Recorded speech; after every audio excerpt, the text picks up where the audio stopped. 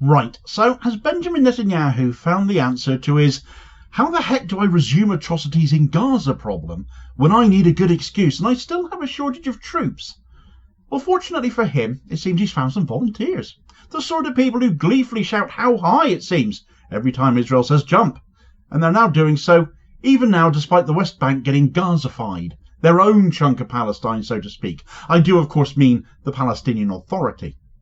As part of the ceasefire agreement in Gaza, Israel is supposed to clear out, of course, but not wishing to relinquish control of assets such as the Philadelphi Corridor, the border between Gaza and Egypt, the Palestinian Authority are more than happy to do so and take over for them, it seems. More than happy to take on Hamas too, as the 16-year-long bad blood between the PA and their election-dodging leader Mahmood Abbas and Hamas, who they lost to at the last election, looks set to peak to the point now that the PA will carry on fighting Hamas on Israel's behalf. Their reputation as bootlickers for the apartheid state, a well-earned one still. Right, so as you might be aware, the US have had their special envoy to the Middle East, the billionaire Steve Witkoff, doing the rounds in Israel and Saudi Arabia before that. And during that time, the Palestinian Authority, the Palestinian government in the West Bank, or a bit of it anyway, got in touch with an offer. Now, the PA oversees the administration of a fraction only of the West Bank, Area A as it's called. They jointly run things in Area B with Israel, and Israel control the vast majority of what is the rest of the West Bank, Area C as it's called. That's how the West Bank is split up. And the Palestinian Authority are of course led by the now 87-year-old Mahmoud Abbas, a guy who lost the election to run Palestine to Hamas leader Ismail Haniyeh, who was assassinated in Tehran last year in elections back in 2006. And he has refused to hold any elections ever since, though the people of Gaza recognised Hamas as their rightful government in 2006. This all split the administration of Palestine, which suited Israel no end. And with Abbas and the PA basically hoping if they do everything Israel wants, they'll get their share in the end, the bad blood with Hamas has only ever increased over time. One old man's disdain for democracy has harmed Palestine no end. And to that end, the PA's offer, well, here's an excerpt from Middle East Eye to explain it. The Palestinian Authority has informed the United States that it is willing to confront Hamas if necessary to take control of the Gaza Strip, according to sources who spoke with Middle East Eye. This message was delivered by senior PA official Hussein al-Sheikh during a meeting in Riyadh with Steve Witkoff, a Middle East envoy for former President Donald Trump.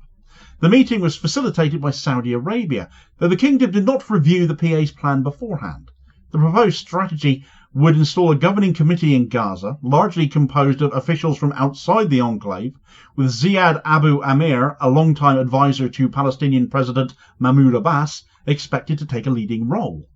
Abu Amir, a US citizen born in Gaza in 1950, would be appointed as deputy to Palestinian Prime Minister Mohammed Mustafa while receiving significant executive powers over Gaza. The PA's initiative aimed to secure US backing and was part of broader diplomatic efforts involving Saudi Arabia. After his meeting with Sheikh, Witkoff proceeded to Israel for discussions with Prime Minister Benjamin Netanyahu. Notably, he also made a historic visit to Gaza, marking the first time in 15 years that a US official had set foot in the territory. Despite the PA's claims of readiness to challenge Hamas, US defense officials have dismissed the idea as unrealistic.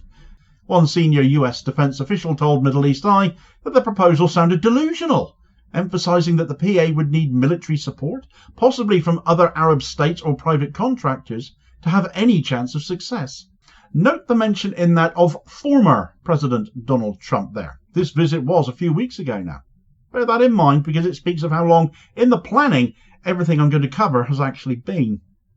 Now, they don't have the clout to do it, the US says. The PA are all mouth and no trousers, but what did Netanyahu think? Well, his eyes must have lit up, I would imagine. The answer to his prayers, perhaps. This is where my troop shortage could be solved.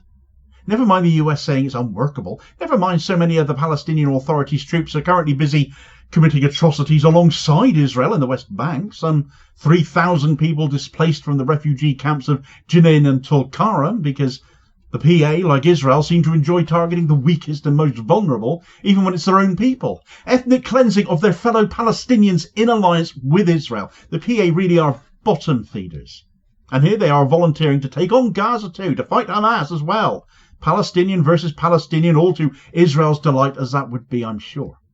Well, the US thinks it's a stupid idea. Netanyahu, it seems, perhaps has thought differently, and we now know this because the Palestinian Authority has now been in control of the Rafah border crossing in the Philadelphi Corridor for at least the last 2 days, along with a European security force and Egyptian assistance as well, all being run by a member of Mahmood Abbas's Fatah party called a-rifi. Here's an excerpt from the Cradle explaining all. Although Netanyahu's office denied PA involvement, the Palestinian Authority police spokesman confirmed Farah's a-rifi's appointment. He is an active Fatah member and has previously worked for the PA in Gaza. The crossing's operative is politically sensitive, leading President Mahmoud Abbas to restrict public interviews with PA officials. Despite this, PA officials have been coordinating with Israeli, Egyptian and international entities for weeks to manage the crossing. The PA began preparations for the crossing's control over the last month, with high-level discussions between Palestinian officials and Egyptian intelligence. These talks were crucial for setting up the mechanisms that allowed the Rafah crossing to open. The PA's Nazmi Mahana and Ayman Kandil were among the key figures in these efforts, working closely with security agencies in Egypt to facilitate the process. The sensitivity of the situation is linked to internal political dynamics. Netanyahu and Israeli security officials have long been opposed to any Palestinian Authority presence in Gaza, especially in controlling key crossings like Rafah. This opposition has been a major obstacle in reaching agreements related to the management of the crossing. Despite Israel's objections, an agreement has been reached allowing the PA to oversee Rafah, with international monitoring, whilst Israeli security remains involved in the approval of individuals crossing. To my mind, Israel are still functionally in control of the crossing, therefore, but the level of Egyptian assistance here is being talked about. When all of this Israeli control of the Philadelphi Corridor and the Rafah crossing is in total violation of the Camp David peace accords. And every time you think maybe Egypt is finally going to push back on Israel a bit, instead, they always seem to do something to roll over. It's worth mentioning that aside from Israel, Egypt is the only other state to not lose international aid from the US since Trump came in. So perhaps there's a price that's been paid here as well. For the Palestinian Authority, this is seen as an opportunity to regain control over Gaza from Hamas. That election the PA lost in 2006, something Abbas still can't cope with, it seems. But having avoided elections ever since, in no small part because they basically sided with Israel more and more, and as a result Abbas surely would certainly lose again to someone else as a result, it's now a case of maybe Israel will let us keep a little bit if we do this. Maybe not, though. You see, above all else, no matter what the PA might do versus Hamas, and Hamas, having apparently rebuilt their numbers despite the Gaza genocide, will not abandon Gaza, and especially not to Israel's PA skivvies, Netanyahu is beholden to the far right in his own government most of all. And to that end, cue Bezalel Smotrich, who has said, "The situation on the ground shows the need to continue the military campaign until Hamas is completely destroyed, and we are determined to do so. We cannot ignore the difficult scenes in Gaza and Hamas's display of its rule and control. We trust that US President Trump's administration will work to strengthen Israel's security. I support a peace deal with Saudi Arabia, but it can't include giving hope to the Palestinian Authority and to the Arabs in Judea and Samaria and Gaza about a path for a Palestinian state."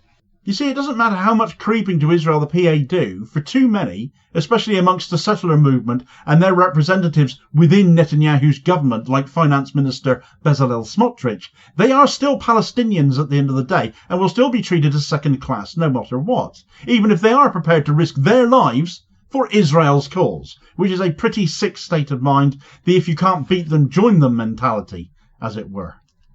Hamas, for their part, have their own plans for a post-genocide Gaza. They, via their political bureau chief Musa Abu Marzouk, have been full of praise of Special Envoy Steve Witkoff. Come full circle, come back to him a bit, and they want to open a dialogue directly with the US themselves now. Now, Hamas have tried this before with George W. Bush, and he blanked them completely, so this might not work. Witkoff has visited Gaza itself and seen what Israel have done there with his own eyes, though. So has that moved him in any way?